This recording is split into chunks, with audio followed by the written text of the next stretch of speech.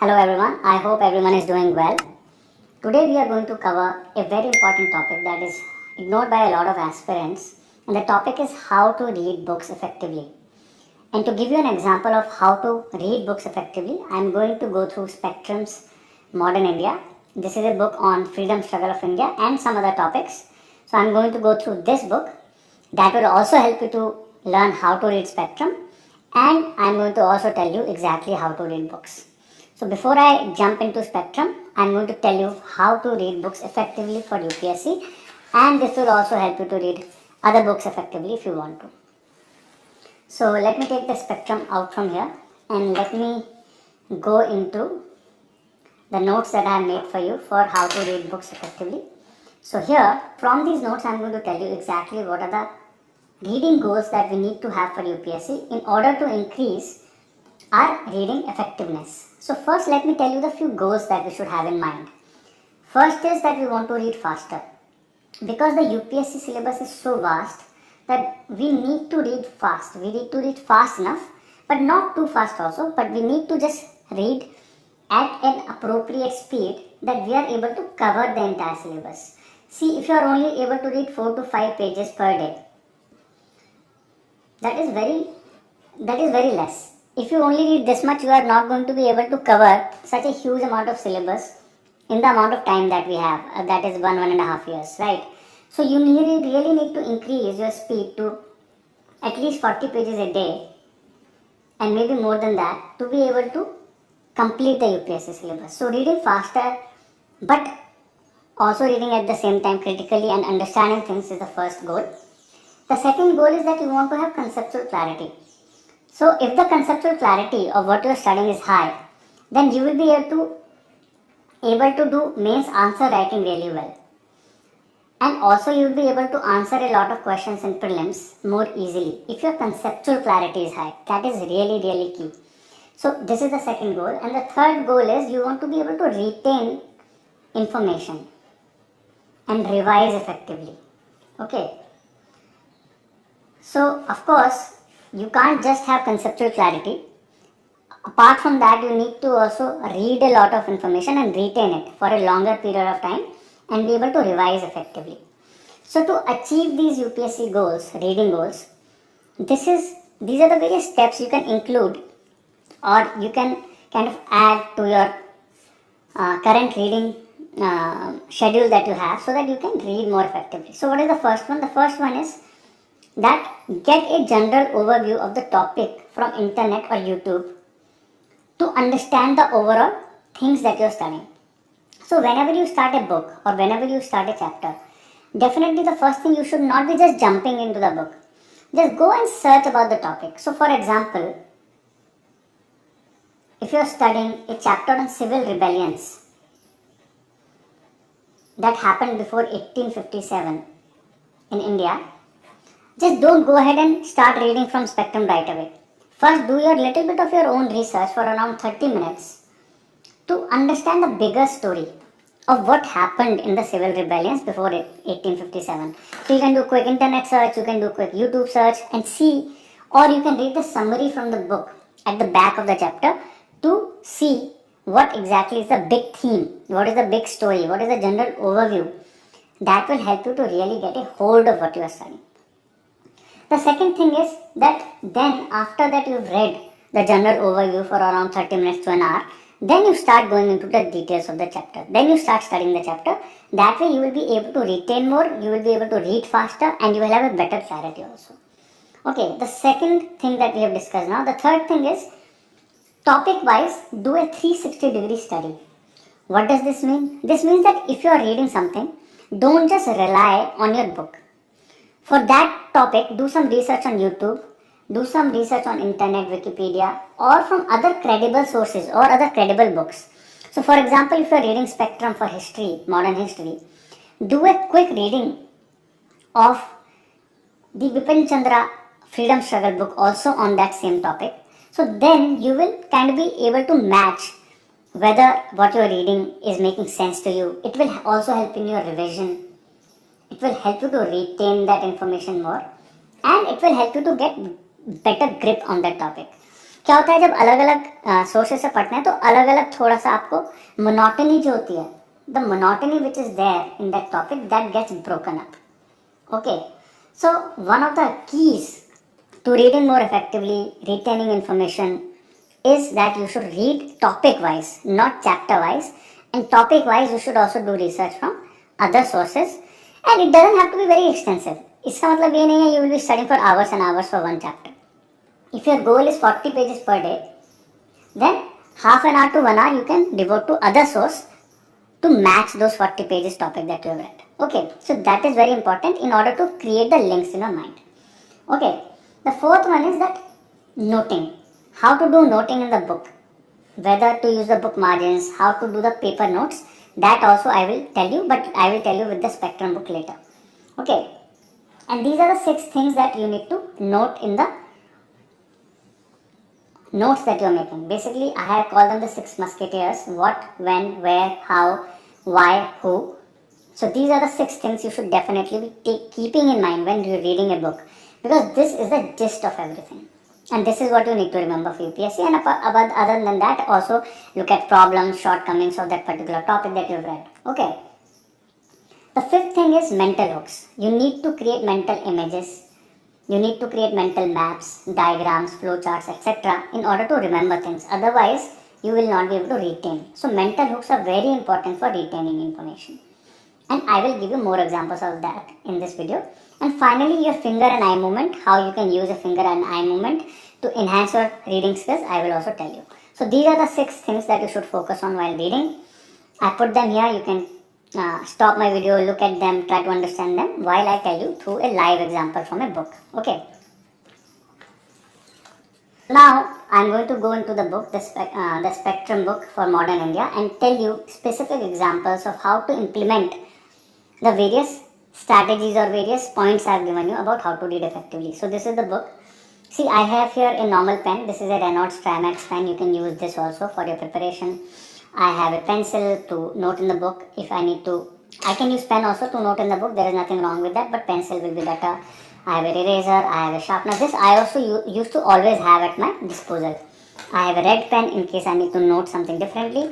You can also use stickies. A lot of people use stickies to mark in the book where is what, and that is also a very good strategy or a technique. Not really a strategy, but a technique to use. Okay.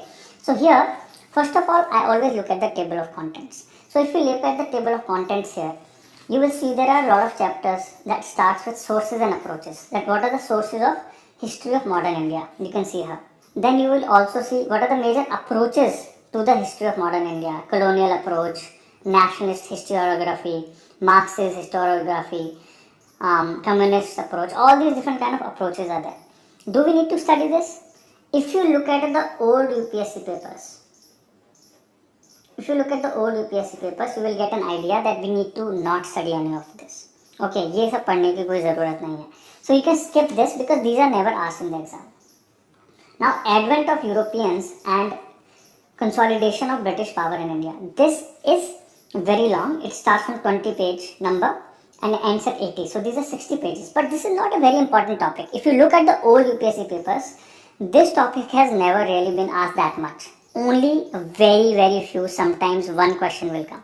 So I can skip this for now. I can come back to it later when I have time. Right now I want to first focus on things that are going to yield me marks. Okay.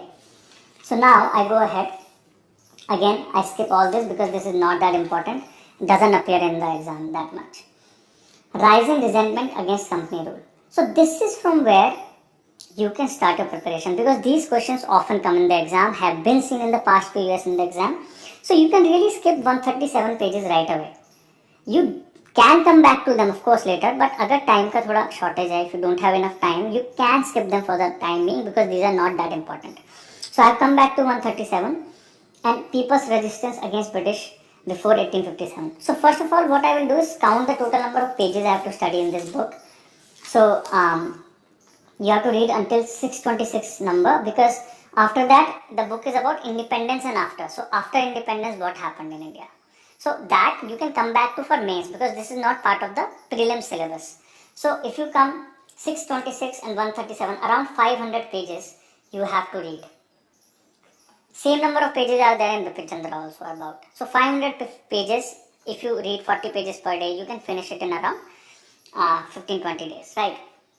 So let us go ahead and start our preparation from here.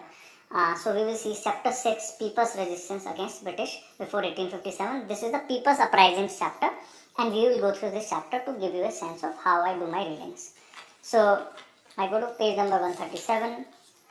This is the chapter. It gives you, so if you go to the end of the chapter right away, in some books the summary of the chapter is given. So here the summary of the chapter is given, where they have given factors responsible for people's resistance. What were the reasons why people's resistance was there against the British? They have given the reasons: colonial land revenue settlements, growth of intermediary revenue collectors, end of the patronage of priestly and scholarly classes, foreign character of the British rule. All these are the different reasons, and of course you need to know these, because only then you will understand what is going on in the chapter. So if you just quickly read this, it's only 2 pages, it will take you 10 minutes to read. So if you quickly go through this, even if you don't know anything about this chapter, it will help you to read the chapter better. So summary पढ़ लीजिए, या फिर you go to YouTube, to any channel where history is covered well, or you go to Bipin Chandra's book and go through that book quickly. If there is anything you can read from that book, but अगर दोनों पढ़ोगे तो time obviously ज़्यादा लगेगा, तो उससे अच्छा है कि आप इंटरनेट पे सर्च कर लीजिए. So you do a quick search on the internet, go and read the Wikipedia page or some credible sources, like there will be some page by some university, recognized university, there will be some page by some government agency, some good blogger, or someone who, some credible source you should go to on the internet and read quickly 1 or 2 pages about the uprisings that happened, people's uprisings that happened before 1857 against the British. That will give you a good idea what you are going to get into. Okay, so that is the first thing. Get a general overview of the chapter. Then you start going into the details and start reading the chapter. So here, if you read the chapter, it's very well written here. They have given the meaning of the people's resistance, what are the genesis, how it started, what are the causes or the reasons, and then they have given major different kind of uprisings. So as you go through this chapter, you need to make some notes. So you can make notes here on the margins. यहाँ पे margins of course ज़्यादा नहीं है, यहाँ पे space बहुत ज़्यादा नहीं है. So you can do is you can mark it like this is important, right? Instead of highlighting, you can mark it as this is important and put a sticky here. So that way you will remember. Similarly, you can underline some important parts. Let's say if here you're talking about polygars, so you can highlight this polygars, holders of territory, right? So these are the polygars. You can highlight with a highlighter or pencil also that these are the polygars. And you can write that word here so that you remember to read it. So key terms you can write on the margins of the book, or key years or something. यहाँ पे ज़्यादा UPSC के लिए years याद करने की जरूरत नहीं है, but estimate idea होना चाहिए. So important civil uprisings they have given here. Sannyasi, तो सन्यासी civil rising, civil revolt उन्होंने दिया है. Then they have given the names of the leaders. So you should remember the name of the leaders. So let's say if you go here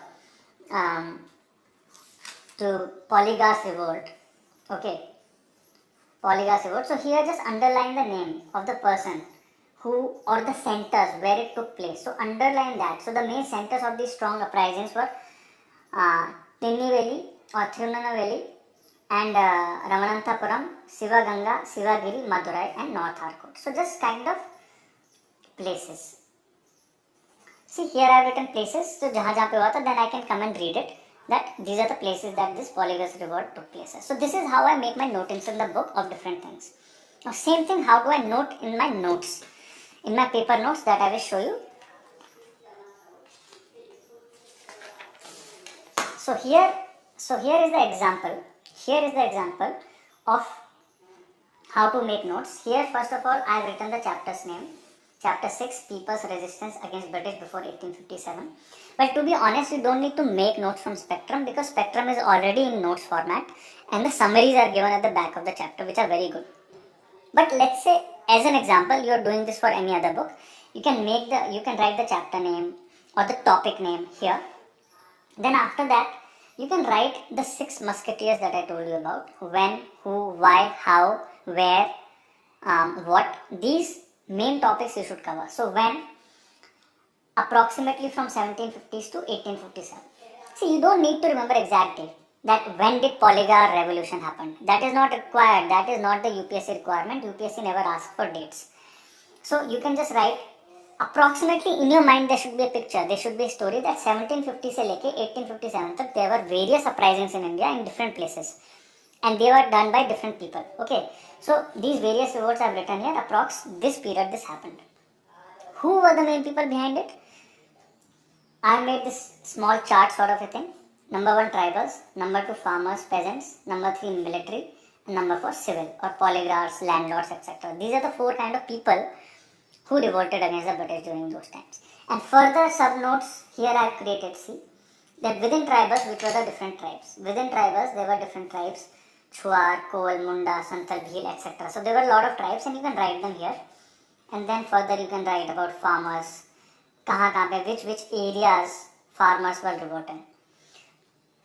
Then you can write the reasons why, because of policies of the British when it came to land collection, land revenue collection. So that was one reason, right? Then there were money lenders who used to exploit tribals, etc., and they were supported by British. So these kind of 4 or 5 reasons, factors that are given in the book. So these are already given in the book. You can write them here and you can remember that way. For spectrum, you don't need to do that because spectrum is already in notes format. So here you will see spectrum के notes बनाने की जरूरत नहीं है. Already this is given in a nice notes format and you can quickly read it. But see, they have given so much data about one resistance. All this is not needed. ये सब पढ़ने की आपको कोई ज़रूरत नहीं है, इतना सारा कुछ पढ़ने की. इसमें से main who were the leaders, okay, where did it happen, what were the key factors, 1 or 2 factors about this that you need to remember. See, most of the civil rebellions, people's rebellions, you can club into main reasons, which were land revenue policy, money lenders. These were the reasons for most of the civil rebellions. So you don't need to remember reasons for different unless they are very different. तो इसमें keywords होते हैं. जैसे last year they had asked about Munda rebellion. They had asked a question about Munda rebellion. Let's see if I can find it here. And in that Munda rebellion, they had asked about Ulgulan. Ulgulan was a call by the tribals. I'm not able to find it here, but here I will show you. Here, tribal revolts. They have not given it here. So if you read the letter, if you read the book, then in the chapter it is given. I'm not able to find it right now. In the Munda rebellion, the Ulgulan is an important term. So all these important terms you should remember. You don't need to really remember the years that closely. You should remember the leaders and if there was a separate different kind of a cause that led to that movement. But most of the movements were actually happening because of the fact that British policies were bad and money lenders etc. were exploiting, and these factors are given in the beginning of the book here. So this whole book chapter of 30 pages can be really summarized in maximum 2 to 3 pages. 1 page, 2 page, 3 page. You can completely summarize this entire chapter. और जो मेरे history के notes हैं, I have uploaded that. You can download them from the description link. You will see how I used to summarize a lot of these chapters. So you can make these notes on paper also. You can make these notes in your iPad or on your laptop or wherever you have access to any software. So you can also do that. So this is how you study. And now I hope you get an idea about how to study spectrum also from this lecture. So the third thing is about basically how do you retain more information by doing 360-degree study or topic-wise study. Basically what I mean by this is that whenever you are studying a topic, let's say you have taken up revolt of 1857 or you have taken up civil uprisings before 1857. So don't just stick to the book that you are studying. Do a quick YouTube search or do a quick search on internet. Look through credible resources like Wikipedia. Look at other credible sources of some university website, some good blogger, some government website where something is given about that topic. So if you read from other sources also about that topic, it will give you a better idea about that topic. You will be able to retain more. You will be able to do a 360-degree study of that topic. Don't spend more than 1 or 2 hours doing that. For every topic, basically do 30 minute to 1 hour quick research about that on other topics also, on other websites or other sources also. So that will give you a 360-degree view of the entire topic, and you can make those notes in your notes as well, on the paper notes or on the soft copy notes that you have. So that is my other advice.